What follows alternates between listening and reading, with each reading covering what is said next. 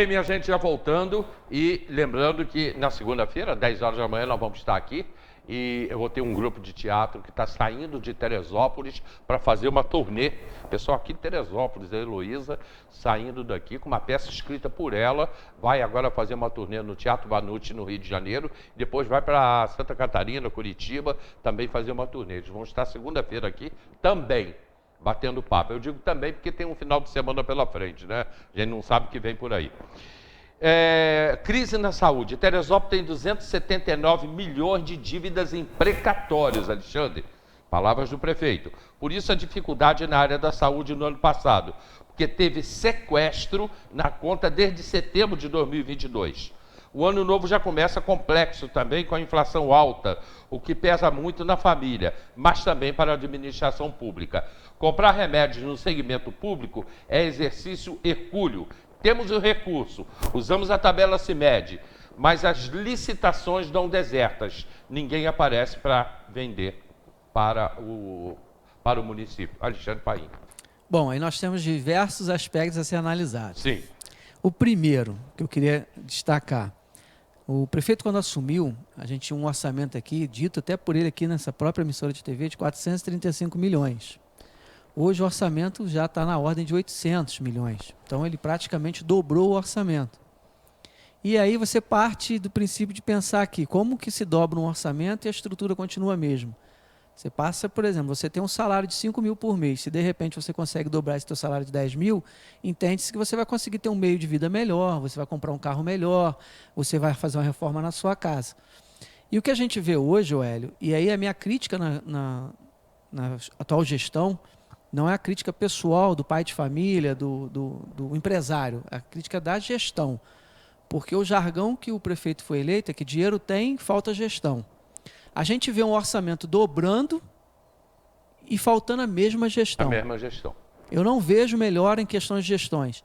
O Vinícius, ele é bom de palavras. Ele sabe conversar bem, ele sabe se expressar bem, ele sabe vender bem a imagem dele. Mas os números são desfavoráveis. Por quê? A questão da saúde, o Tribunal de Contas já disse, inclusive nas contas que ele foi rejeitado, que ele não, né, isso é o Tribunal de Contas, com o corpo técnico, que passou na análise, que ele não investiu os valores mínimos na saúde e na educação. Tanto é que as contas dele foram rejeitadas e a Câmara até manteve a rejeição do Tribunal de Contas. Ele alegou aqui que era de uma gestão inteira, mas não é. Porque no relatório do Tribunal de Contas mostra que ele assumiu com uma dívida de 43 milhões, né? Você tinha 43, subiu para 56, ele reduziu depois, mas depois aumentou de novo. Então, teve uma oscilação entre o período que ele assumiu e o período que ele entregou. Então, o próprio tribunal diz que no período dele, ele aumentou, se eu não me engano, em 16 milhões, eu acho. Agora não me foge à memória os números, porque eu não vim preparado nessa questão. Mas eu lembro bem que a questão do Tribunal de Contas foi essa. Eu lembro também que na pandemia, eu participei da CPI da Covid, e o município de Teresópolis recebeu muito recurso para a área da saúde, muito. O deputado Hugo Leal mandou, outros deputados mandaram, o governo federal mandou muito dinheiro. E a gente percebeu ali, durante aquela análise de contas, uma insatisfação até do Hospital São José, que por diversas vezes apresentou reclamações em relação ao trato do São José com a HCT. E tem uma dívida grande, 50 e tantos milhões. Então já tinha as dívidas. Se eu não me falha a memória, o próprio prefeito anunciou também que ele tinha já, que os hospitais estavam com os valores em dia, que estava tudo muito bem. Então, assim, a gente não consegue entender, Hélio, por que essa crise na saúde hoje. E o Hospital São José, até te fiz a pergunta aquele dia, infelizmente você não viu, mas ele estava ao vivo, eu queria até que ele respondesse. Deixo aqui a questão até para ele esclarecer no dia 4 também, que o São José recentemente lançou uma nota dizendo que não pretende mais atender pelo SUS, né? E recentemente cancelou 10 leitos UTIs tipo 2, desligou do sistema SUS do São José. Não sei se isso ainda é resquício da pandemia, porque às vezes tinha aquelas regulações, né? Então, são coisas que não ficou esclarecidas. E se você pegar essa questão de sequestro, ele sempre existiu no governo. Porque o sequestro só ocorre quando você não cumpre com o seu papel. Quando você não consegue planejar, quando você não consegue pagar. E aí você remete ao problema inicial que eu disse. Se você dobrou o orçamento, por que não está pagando? Aonde está indo esse dinheiro? Como que ele está sendo investido? Aonde estão as falhas, as brechas? Não estou dizendo aqui, Hélio, né? É longe de mim dizer que está tendo desvio, está tendo. Então, para mim, está sendo mal gerido. Algumas coisas estão sendo colocadas e que não estão sendo adequadas corretamente. Por exemplo, educação. Tem que gastar 42 milhões com a educação até o final do mandato dele para cumprir determinação do Tribunal de Contas. Não vai conseguir, é muito difícil conseguir gastar esses 42 milhões. Nós temos obras nas escolas aí super atrasadas. Então você vê uma série de fatos acontecendo no governo que levam a crer que tem um problema ali de gestão e talvez até orçamentária, de adequar melhor esse orçamento. Então, a crise na saúde existe? Existe. Nós temos pacientes aqui em Teresópolis, o Faria, que por conta de falta de vaga, está sendo transferido lá para Volta Redonda. A gente tem um monte de paciente lá. Alguns, bastante. Né? Eu até faço um apelo aqui, Hélio, eu não sei se é possível a prefeitura fazer, parentes de paciente vieram me perguntar, porque qual é a dificuldade? Eles levam o paciente para Volta Redonda. As pessoas mais simples não têm condições de visitar os seus parentes lá. E aí causa um problema. Por quê? A gente sabe que esse afeto, esse carinho, a participação de estar ali junto com o ente querido ali que está naquele leito de hospital, às vezes é fundamental o apoio de um parente ali. E talvez a prefeitura que tem aí suas vans, o próprio prefeito botou aí van aí na porta da prefeitura para dizer que recebeu van, poderia disponibilizar, ver a possibilidade aí a secretária de saúde, né, o governo municipal tentar nessa condição, de pelo menos uma vez por semana disponibilizar uma van para os parentes de pacientes que não têm, aqueles que em situação de vulnerabilidade, descer para visitar seus entes e depois a van trazer de volta.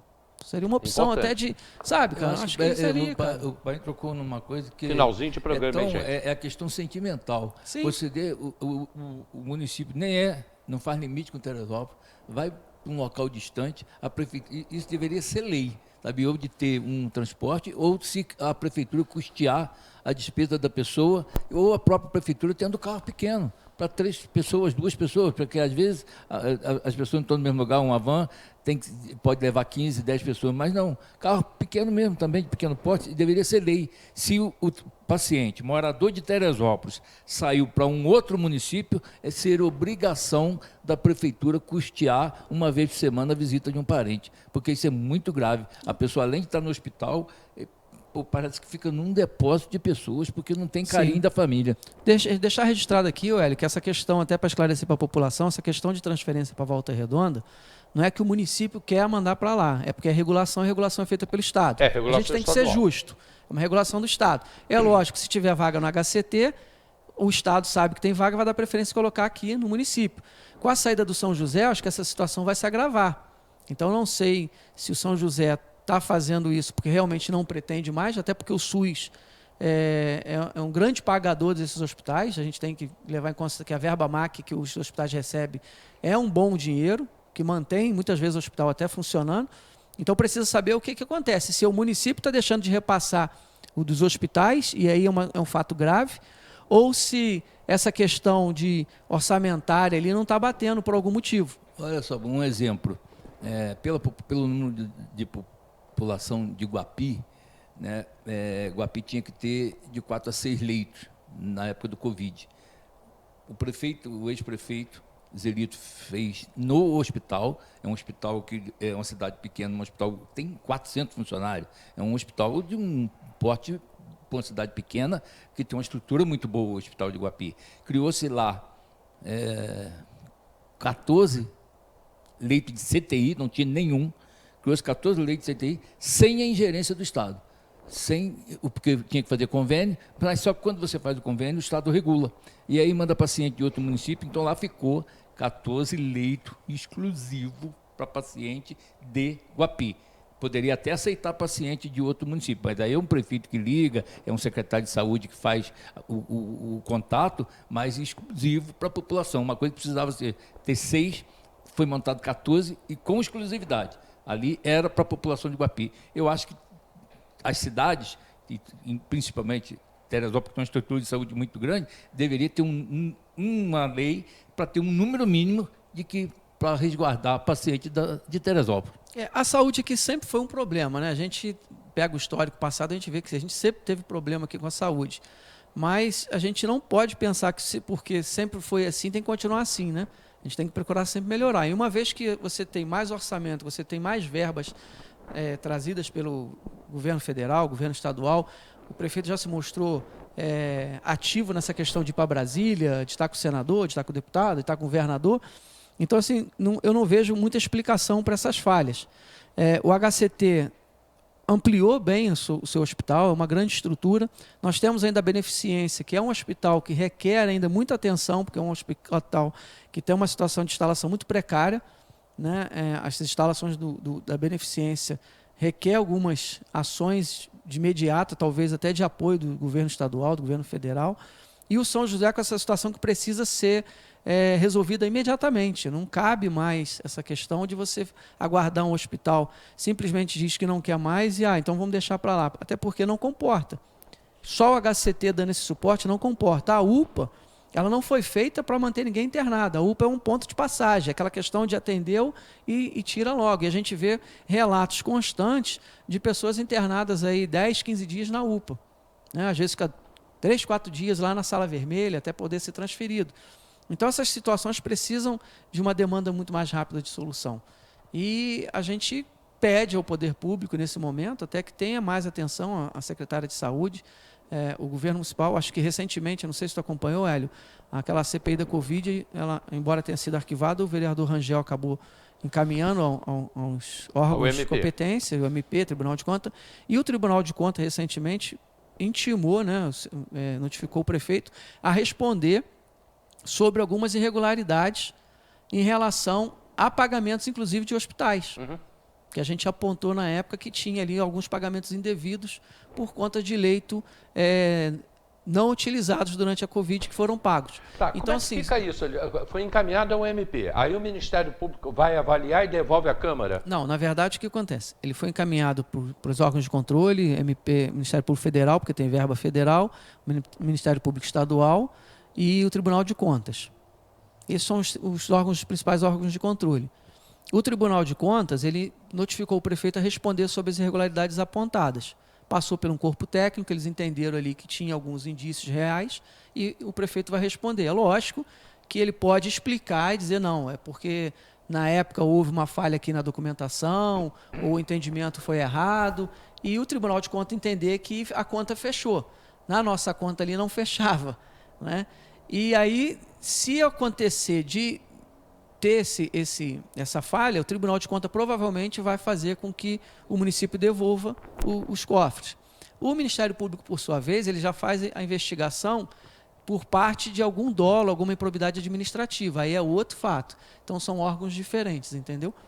Nessa questão do Tribunal de Contas, foi por contas de pagamentos indevidos, né, que a gente apurou, entendeu ser indevido ao hospital, questões de pagamentos feitos de notas sem empenho, que aí a gente foi notas que era de 2021, só foi pago de 2022, não tinha um empenho, então são questões contábeis, questões fiscais também.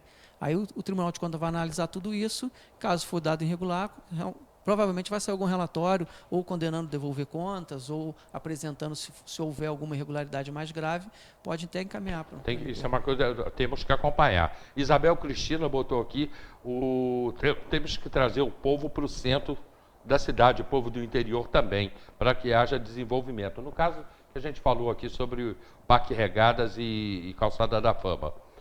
A rodoviária é um outro lugar que tem que ser reformado mesmo. A Maria Felício botou que turismo que nada. Qualquer cidade tem que funcionar com infraestrutura própria.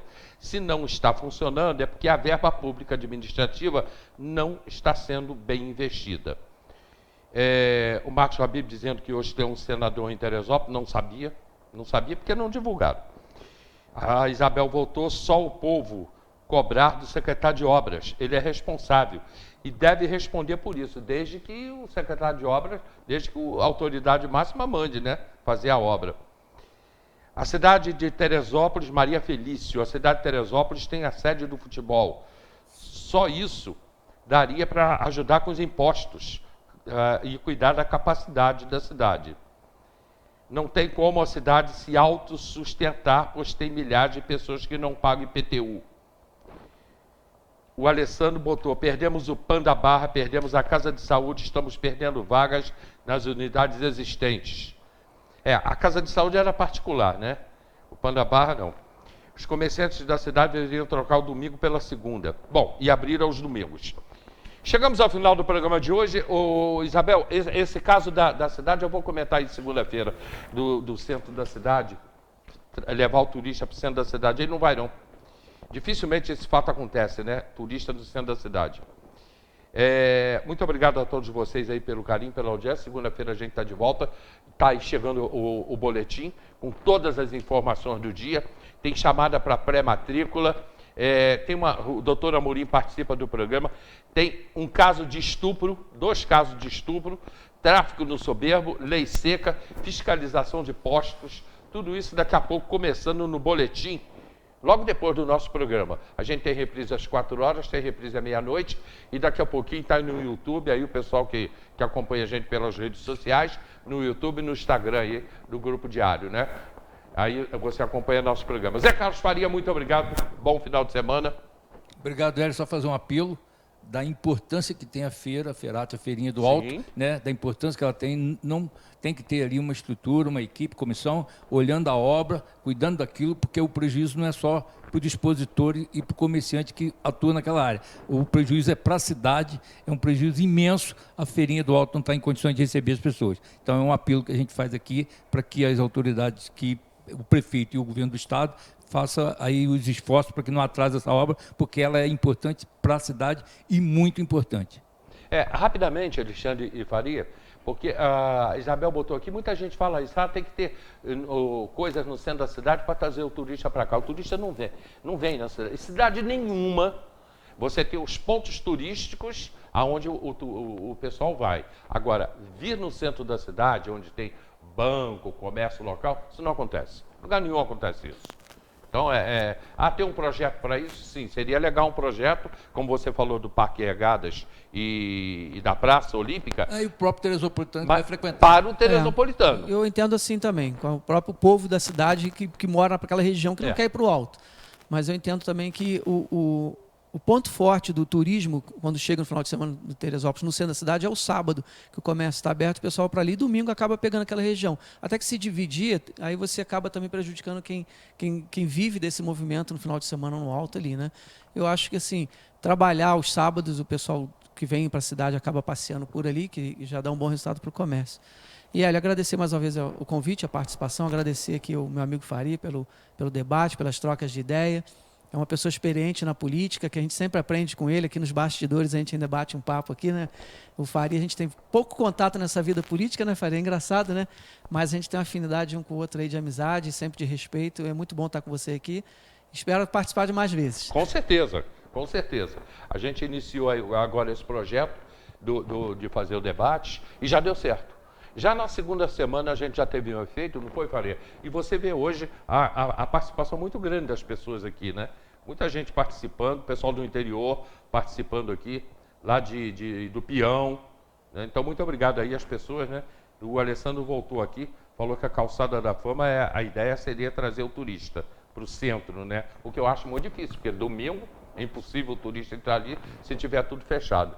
E seria um projeto turístico, né, para isso. Bom, enfim, esse papo continua e o debate volta sexta-feira que vem, na Semana Santa? Não, na outra semana. O debate volta sexta-feira que vem e segunda-feira a gente está de volta aqui às 10 horas da madrugada. Grande final de semana para vocês. Tchau, pessoal.